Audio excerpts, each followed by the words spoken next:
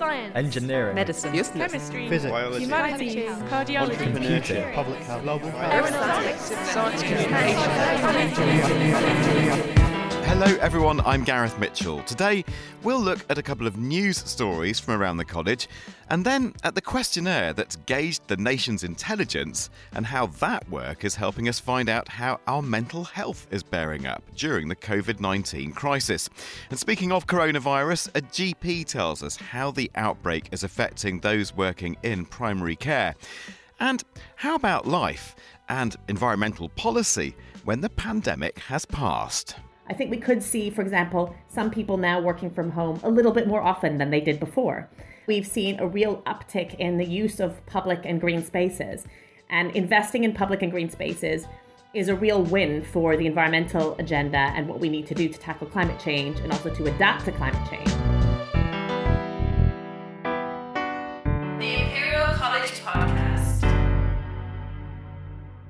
First, we're going to jump in with some news with Maxine Myers. Now, this is Imperial research that raises fresh questions about the value to patients of wearing compression stockings after surgery. So just outline this story for us, if you will. Yeah, so it's a study which has looked at how useful are compression stockings after you've had surgery.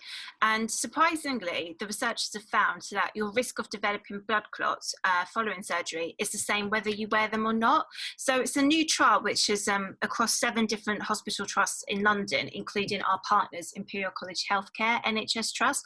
And they looked at patients who are deemed to be medium or high risk of blood clots following elective surgeries.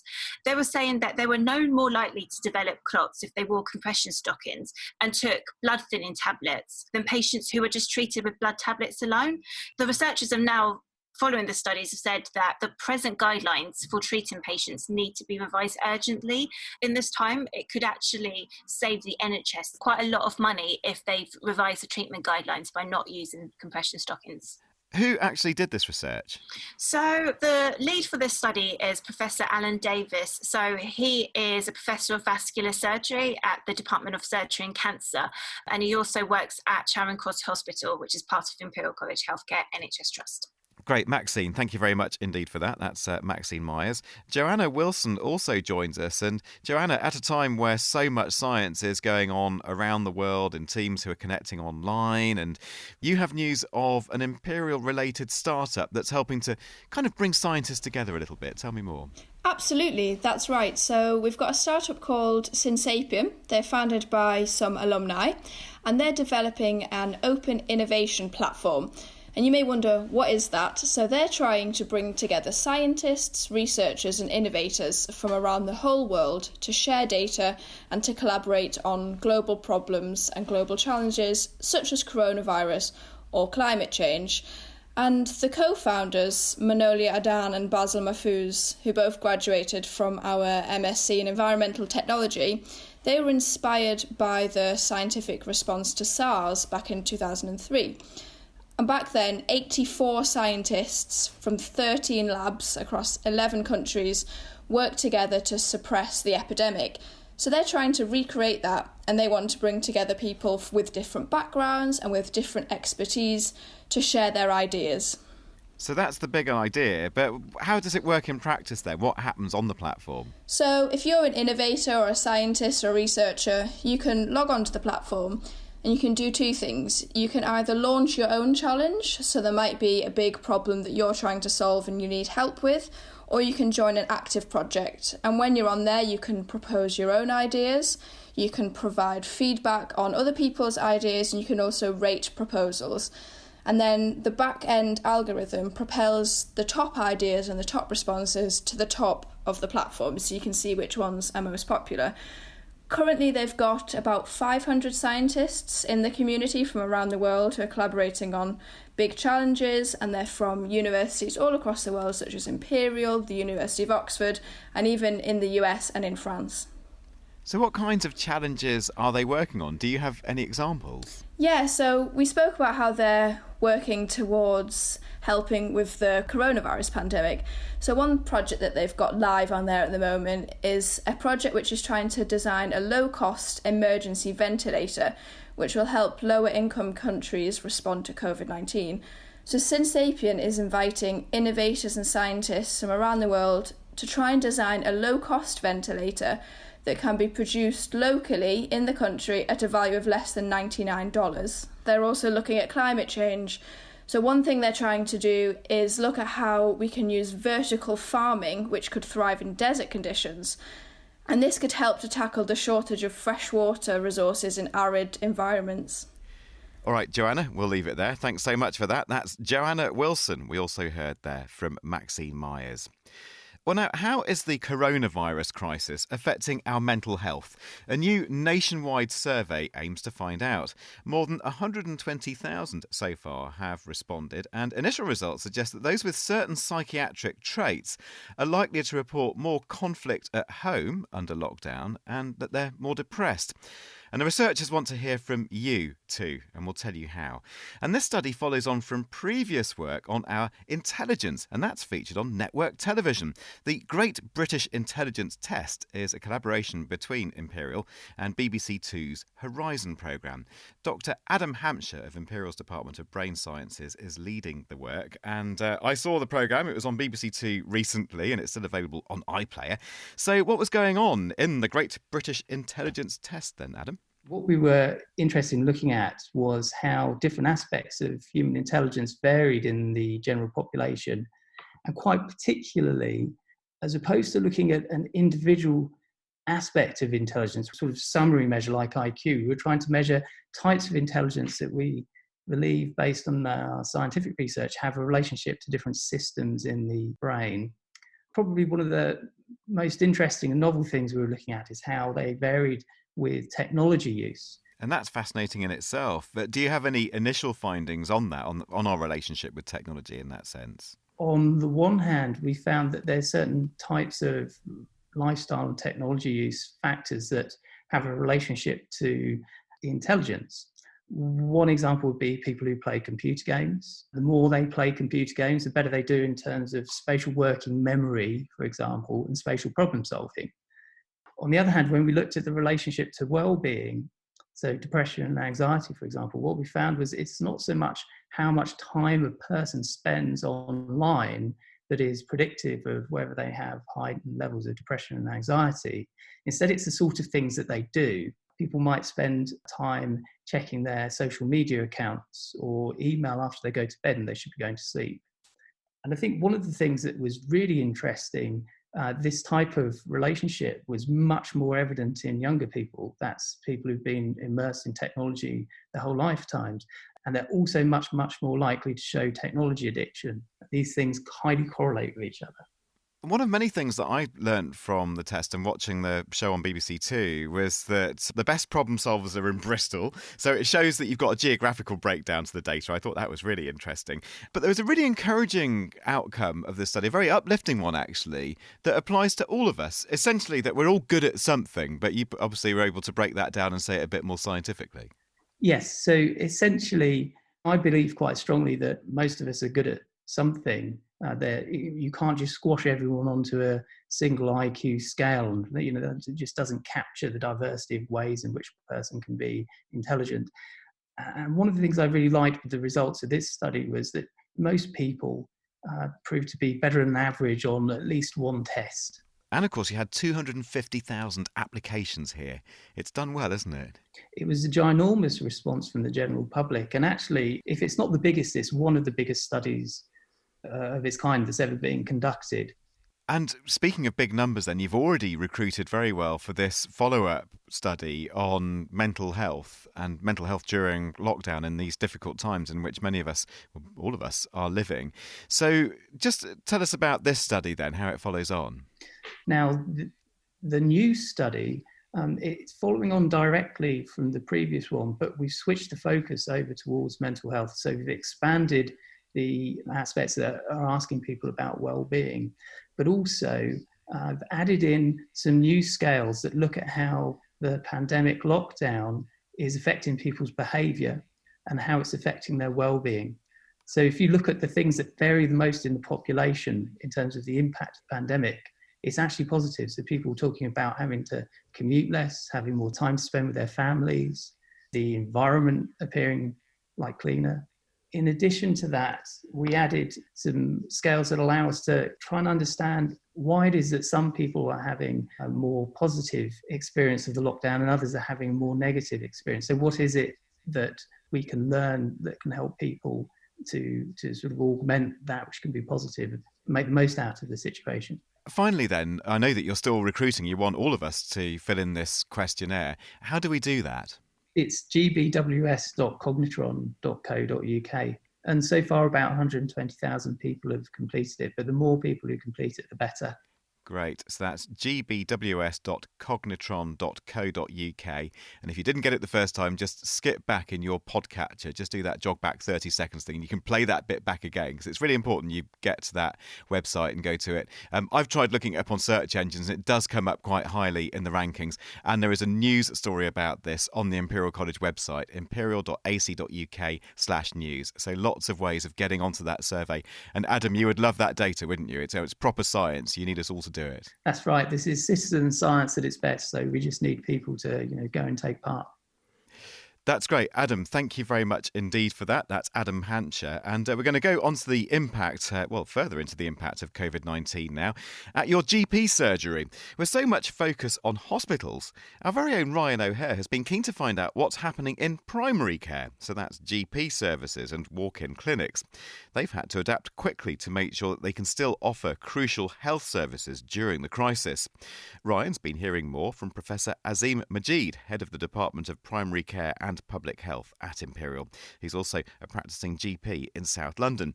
And Azim started by saying what it's been like at the surgery. Surprisingly, the appearance is it's a lot quieter because everything's been done by phone and video largely. It looks a lot quieter, but actually the activity is going on behind the scenes in people's consulting rooms and clinic rooms. So if you walk into the surgery, it looks very quiet because there's no basically there in the morning. Whereas normally the surgery will be packed full of people. We try to stagger patients that come in at regular intervals and so the room isn't too full at any one time. And are you actually seeing patients with coronavirus, or are they being shuttled towards straight towards hospital? Or? We are dealing with lots of people with possible symptoms of COVID-19 infection. By and large, we're dealing with them by the phone if possible or by video. There are a few that we need to see face-to-face, and so those were being seen by one of our team wearing full protection. But that was an interim measure, so most are setting up what we call COVID-19 hubs. There'll be one clinic in each part of London, and anyone who may be COVID-19 positive and needs assessment will go to one of these clinics rather than their GP to be seen. So the GPs are then freed up to deal with usual patients. Obviously, primary care in the NHS is crucial for older patients who have sort of chronic conditions. How are you adapting to deal with this group of patients at the moment? So this is going to be very challenging because obviously these people are older. They'll often have other health problems like heart disease, diabetes, chronic lung disease, etc. So as with other people, what we're trying to do is do what we can by phone and video. Occasionally someone needs to come in for some reason like a blood test or a physical examination. So these people are being seen as well, but being seen separately from the other patients so they aren't exposed to the risk of infection. But we are trying to minimise their footfall in clinics. So by and large, it's largely now telephone and video review with just the occasional appointment where it's essential. What are the biggest challenges at the moment then? I think one is how well people will cope with this model in the long term. So clearly it's fine for the short term. You can put routine health checks off for a period of time, but that can't go forever. If you've got heart disease, you've got diabetes, you've got lung disease, at some point you do need a physical assessment, you will need blood tests. One question is how long we put this off for. The second is that a lot of hospitals are now closing down routine health services, physiotherapy, radiology, endoscopy. And again, that's okay in the short term, but if it goes on long term, that will impact on patients. It's going to mean that diagnoses are delayed. People may develop more severe disease because they're not getting the tests they need to diagnose their problem and therefore not getting the treatment they need. The other concern is about how people react to being isolated for long periods. So this really is something we've never faced before in the UK on this scale, with so many people being isolated because of age or health, and how that will impact on their physical and mental well-being if routine healthcare is delayed for more than a few months. You mentioned previously the acute pressures being faced by hospitals and having to reduce some services. How is this likely to change primary care? There'll be a number of ways. So one is that primary care will have to do more, I think, deal with more problems. If people have problems, we'll probably deal with those in a telephone discussion with the consultant, for example. So that's now quite common, where you seek advice by phone or by email from a consultant, and then that advice is then applied in your practice rather than the person going directly to outpatients. And what about our healthcare workers and the doctors and nurses that are working throughout the crisis? We need to thank them all for their immense contribution. In many cases, they put themselves at risk. And often people can be ill with COVID-19 but have no symptoms. So really, each time we see a patient, you may well be exposed to COVID-19. So again, the advice for them is to use PPE, use the precautions, and again, stay healthy. But unfortunately, some of them will fall ill. So there's a risk, to our frontline healthcare staff. Well, I'd really like to find out if there's anything that you think that would be a useful addition to the debate or that people really need to know right now. I think a few things to bear in mind. So one is don't forget your preventive health care. So if you're an adult or a child who needs vaccination, please don't ignore that. Those vaccinations are very important to you and to the NHS. So please do get your vaccinations for yourself or for your children if those are due. The second piece of advice is, although we are trying to manage people with COVID-19 infection at home, people will sometimes unfortunately develop complications. So if you are deteriorating, you become very breathless, a bit confused, lethargic, getting worse, please do seek medical advice, because there have been cases of people who have not sought medical advice and then unfortunately become very seriously ill and sometimes died. So most people will recover from COVID-19, particularly if you're a young, fit person, but there are some people who will develop complications, such as pneumonia, for example. So if you are deteriorating, then please do seek advice urgently. Azim Majid talking there to Ryan O'Hare about life at the GP surgery during the coronavirus crisis. But what about life after the crisis? Things will never be quite the same again after COVID-19 as they were before. We've seen more cycling and walking, less flying, more sharing, and greater attention to the natural world and the environment around us. And a new report from the UK's top universities now puts some figures and analysis into the idea that things will be different when the pandemic has passed. At least they should be. The researchers have found that climate-friendly investment policies really are the best option as global economies recover. They recommend measures for slowing global warming while creating new jobs. Hayley Dunning has been finding out more about the report from Elisa Gilbert, Director of Policy and Translation at the Grantham Institute. So the report recommends considering carefully where the government is putting its recovery funding into and thinking about creating recovery packages that also help build a sustainable world. So help build on our goals to create less carbon dioxide and greenhouse gases and the things that we do. So contribute to climate change mitigation, as well as contribute to our resilience in the face of climate change impacts that we have coming. It makes recommendations that where we're doing things like giving companies a lot of money to help them in the recovery, we give that money on condition, for example, that they do certain things that make them be an environmentally friendly company, and also ideas about where that money can go to stimulate the economy that actually creates jobs and is good for the environment. So it suggests green projects can have both short-term and long-term economic benefits. So can you give an example of that? Yeah, so in the short term, you can imagine that if you invested in having greener houses, so those are houses that are more energy efficient and use less carbon in their heating, that actually will create jobs in the short term, which is what we need when there's an oversupply of people who need jobs. That's an economic benefit because we need a lot of people to put in things like house insulation and install those measures. And then what will happen is in the longer term, our housing stock will be more energy efficient and also more resilient to the impacts of climate change. So that will actually reduce the bills for householders over time for energy, and it will also reduce any bills that they might see from unforeseen impacts of climate change. Investing now in renewable generation will also create many jobs in the short term because it, again, is very labor intensive to install renewable power. But in the longer term, what will happen is that we'll then have already a quite low carbon, environmentally friendly source of electricity. And it will have invested up front in that. And those aren't costs that we're going to have to pay to meet our legal target later on. Sounds like there are a lot of good benefits. But as most of us know, the pandemic has forced a lot of changes on us already, so including more home working and less transport. But these also have side benefits, cleaner and quieter streets. So how might some of these benefits be carried forward after the pandemic? I think we could see, for example, some people now working from home a little bit more often than they did before.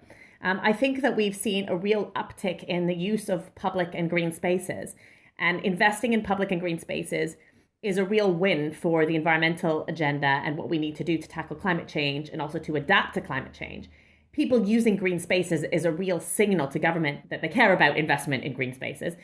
I also think that there's this way in which we've galvanized around community that could be quite lasting. And we know that to make changes that will help tackle climate change, we need to make personal changes, and we also need to do things locally in our own communities. Some of that means active travel, so walking and cycling, but some of that might be doing things like sharing a shop with your neighbor. Many of these behaviors can actually lead to a better relationship with our environment. And I'm hopeful that it's some of those newfound connections that we found at the community level that could be really valuable. And in addition to that, I think the sense of a slight shift in value set, where people now expect, for example, there's a big expectation that businesses should be delivering not just on the main stated purpose of their business, but also they should show that they're caring about people and their employees' welfare and the health of the nation. That kind of change of what we expect from the private sector and also from communities can really deliver a lot for our relationship with the environment as well. These big picture economic effects and also these changes in our own lives, what does the government have to do to help make these a reality? Often when people want to change the way they operate, they're sometimes stuck because you can't go and access a green space if it doesn't exist or if it's in bad condition or poorly maintained. You can't move into a more energy efficient home if it doesn't exist. So actually putting in place this infrastructure to enable people to make choices they might want to make is really, really important. So one of the main recommendations of this report is actually about infrastructure. And one of the major wins for both the environment and the economy is for there to be a big investment in environmentally friendly, so green, low carbon and resilient infrastructure. Because it's those decisions and big investments the government makes, be it in things like public transport, green spaces, but also the hard infrastructure of buildings, roads. Those are the things that then help people make these choices they might want to make. It's great that we're thinking already about what might be the longer changes after the pandemic, but already the pandemic has actually disrupted some of the climate conversations. So I know this report was created by a group of UK universities that aim to provide guidance for the UN Climate Summit, or COP26, that was due to be held in Glasgow later this year, but has been postponed. So how do we actually keep climate on the agenda now?